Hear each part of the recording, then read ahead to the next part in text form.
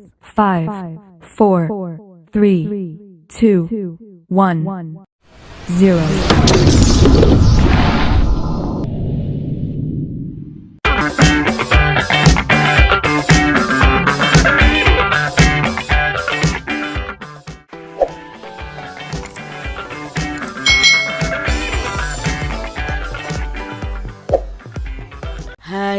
Hai, selamat datang di channel YouTube Kak Citra.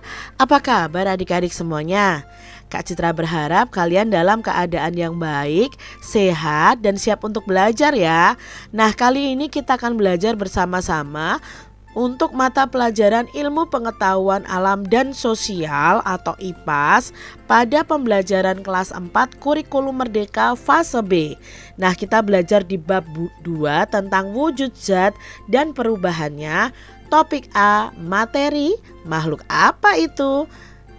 Pada pembelajaran kali ini. Nah, adik-adik, mari kita pelajari apa sih materi itu dengan penuh semangat. Adik-adik yang hebat, nah di sini ada percakapan dua anak nih adik-adik. Ya, es krimku sudah mencair, rasanya jadi kurang enak. Hahaha, kamu sih es krimnya gak dimakan-makan dari tadi, jadi cair deh. Adik-adik, pernahkah kalian mengalami hal tersebut? Ketika kalian makan es krim, lama-kelamaan es krim itu mencair. Nah, es krim itu mengalami yang namanya perubahan wujud dari benda padat menjadi benda cair. Adik-adik yang hebat, ketika kalian mengalami hal tersebut, kalian akan memahami bahwa benda-benda yang ada di sekeliling kita itu selalu mengalami perubahan.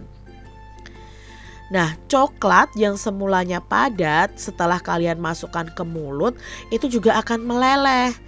Es krim yang semulanya padat lama-kelamaan juga akan mencair. Nah, apa yang membuat semua itu berubah? Nah, dalam bab ini kalian akan mempelajari hal tersebut. Tujuannya adalah kalian bisa mengenali materi dan karakteristiknya, lalu mempelajari apa karakteristik wujud zat atau materi, dan mencari tahu bagaimana perubahan wujud zat tersebut dapat terjadi. Nah, di topik A ini kita memahami terlebih dahulu atau kalian akan belajar tentang materi. Nah, materi itu apa ya? Nah, kita pelajari bersama-sama. Wah, ramai sekali. Iya, ada banyak orang dan hewan di sini. Tidak juga kok, ini ada banyak yang jualan makanan. Sayangnya ada banyak sampah juga ya. Nah, ini percakapan mereka adik-adik ya. Adik-adik, apakah kalian pernah pergi ke pasar ya? Kalau pernah, pasti kalian banyak melihat benda-benda di sekitar kalian.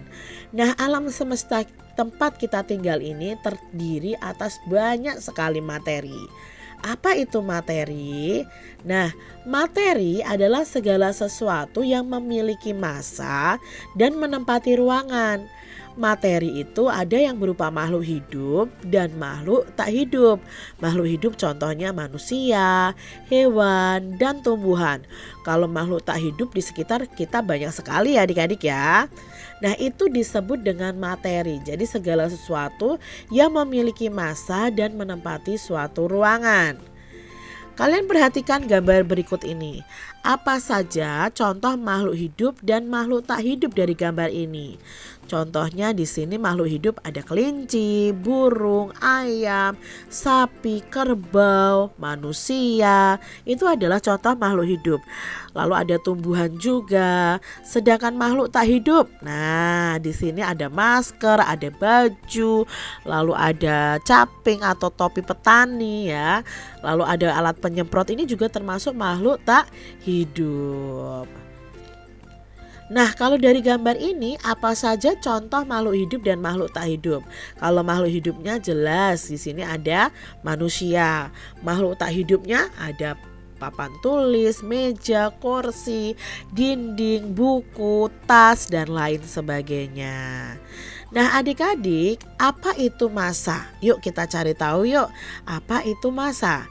Nah, untuk mengetahui apa itu massa, kalian bisa melakukan percobaan pada timbangan. Ketika di atas ya, ini ada timbangan seperti ini. Tidak diletakkan apapun, kedua timbangan ini akan seimbang. Nah, ketika kita tidak meletakkan benda apapun, maka kedua timbangan ini akan seimbang seperti ini. Tetapi jika salah satu timbangan diletakkan benda misalnya seperti kerikil atau benda-benda yang lain, maka timbangan ini akan miring ke salah satu bagian. Nah, misalnya di sini diletakkan batu ya, maka akan miring ke salah satu bagian. Hal ini menunjukkan bahwa kerikil ini memiliki massa sehingga timbangan itu bergerak miring adik-adik. Timbangan itu akan lebih miring ke arah benda yang lebih berat. Jadi kalau benda yang lebih berat akan semakin miring ya adik-adik ya. Kalau ini akan terangkat karena dia termasuk benda yang ringan. Itu artinya benda yang ada di kanan ini lebih berat dibandingkan benda yang ada di kiri. Nah, ini menunjukkan bahwa massa batu yang lebih besar dibandingkan massa kerikil, tentu massanya lebih besar adalah batu yang besarnya lebih besar daripada kerikil. Nah, kita lihat di sini benda mana yang paling atau lebih berat adik-adik. Seberapa berat makanan ini? Nah, adik-adik kalian coba cari kemasan makanan yang ada di lingkungan sekolah kalian. Lalu amati nih pada kemasan tersebut biasanya diberi huruf G seperti pada contoh gambar-gambar berikut ini. Ya, misalnya di sini ada berat bersih 60 G. G itu bacanya adalah gram. Itu menunjukkan berat dari makanan tersebut. Ini 370 gram. Ini 400 gram. Nah, adik-adik, kalian bisa mengamati, lalu kalian bisa menuliskan di buku tugas kalian sesuai format tabel berikut ini. Nah, kalian bisa bandingkan nanti ya. Misalnya benda satu beratnya yang kalian lihat berapa, kalian tuliskan. Nah, setelah itu benda yang kedua beratnya berapa atau massanya berapa. Lalu kalian bandingkan mana yang lebih berat dan mana yang lebih ringan. Nah, jadi ketika kalian sudah membandingkan tersebut, kalian bisa menjawab pertanyaan ini. Menurut kalian apa yang dimaksud dengan massa? Lalu berdasarkan pengamatan kalian, apa hubungan antara massa dengan ukuran benda? Nah, apakah benda yang ukurannya lebih kecil itu massanya juga lebih kecil? Lalu bagaimana cara menentukan massa suatu benda? Nah, kalian bisa bandingkan dengan teman-teman kalian. Nah, adik-adik, massa adalah besaran dari suatu benda. Ketika suatu benda memiliki massa, maka benda itu merupakan materi. Nah, massa suatu benda bisa berbeda dengan massa benda lainnya. Misalnya, satu butir telur tentu massanya berbeda dengan satu potong baju. Perbedaan massa yang berbeda suatu benda dengan benda yang lain itu disebabkan karena jumlah zat pada benda tersebut. Misalnya nih adik-adik, kalau kalian memiliki sebuah botol plastik dan sebuah botol kaca. Nah, atau gelas plastik dan gelas kaca. Meskipun sama-sama botol atau gelas, tetapi keduanya memiliki massa yang berbeda. Botol kaca atau gelas kaca memiliki jumlah zat yang lebih banyak dibandingkan botol dan gelas plastik. Nah, akibatnya botol dan gelas kaca itu massanya akan lebih besar dibandingkan botol atau gelas plastik. Nah, sekarang apa saja sih ciri-ciri dari materi? Salah satu ciri-ciri dari materi adalah materi tersebut memiliki volume atau volume ya. Selain memiliki massa tadi, ciri-ciri dari materi adalah menempati suatu ruang. Nah, maksudnya setiap materi itu pasti memiliki ukuran tertentu. Misalnya air yang bisa disimpan di dalam gelas atau botol, maka di situ ada volume atau ada isi ya. Nah, udara yang bisa memenuhi paru-paru kita atau ruangan itu juga memiliki volume ya. Nah, apa itu volume? Yuk kita lihat di sini. Untuk mengetahui apa yang dimaksud volume, kalian bisa mendemonstrasikan aktivitas mengukur volume pada sejumlah zat cair ya atau air. Kalian isikan ke dalam botol atau ke dalam gelas ya. Nah, misalnya seperti ini. Kak Citra punya botol susu, botol 1, 2, 3. Tentu susu ini di dalam kotak ini, kotak susu ya, bukan botol susu. Kotak susu ini memiliki volume. Nah, menurut kalian susu mana yang memiliki volume terbanyak? Tentunya susu yang memiliki volume terbanyak adalah yang dengan kemasan paling besar, yaitu nomor 1. Lalu di sini, air mineral mana yang volumenya terbanyak? Tentunya yang pakai galon ini volumenya yang banyak adik-adik.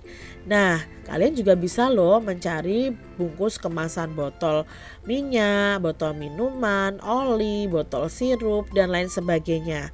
Nah, kalian bisa melihat di kemasan itu biasanya ada ukurannya ml atau L. Nah, ml itu adalah mililiter, kalau L itu adalah liter. Nah, di sini ya adik-adik ya, biasanya ada 125 mililiter. Ini minyaknya 1 liter, galonnya 19 liter. Nah, biasanya ini menunjukkan volume atau isi dari benda tersebut. Jadi, susu yang ada dalam kotak ini berisi 125 mili. Nah, apa hubungan massa dan volume?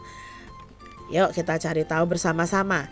Mirip seperti massa, volume itu adalah ukuran banyaknya jumlah zat. Bedanya biasanya kalau massa itu untuk zat padat, sedangkan volume itu untuk zat cair seperti air, oli, minyak, dan lain sebagainya. Nah, untuk mengukur volume kita bisa menggunakan alat ukur, namanya gelas ukur adik-adik.